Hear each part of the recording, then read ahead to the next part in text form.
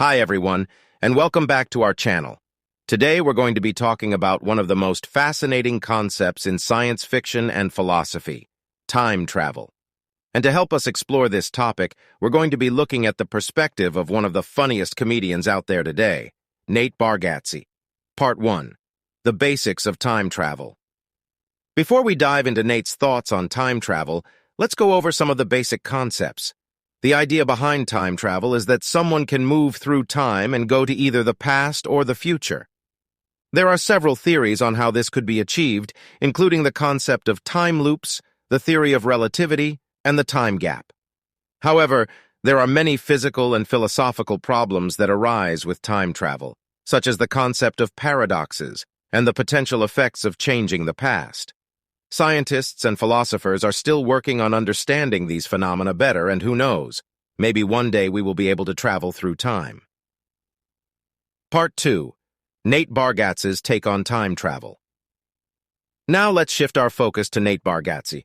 Known for his hilarious takes on everyday life and his unique delivery, Nate has tackled the concept of time travel in several of his comedy routines. In one of his routines, Nate jokes about how time travel would be terrible for him because he already struggles to remember things in the present. He pokes fun at the idea of trying to keep track of what happened in different time periods and how it would be a complete nightmare. In another routine, Nate jokes about the idea of going back in time and how it might not be as glamorous as we think.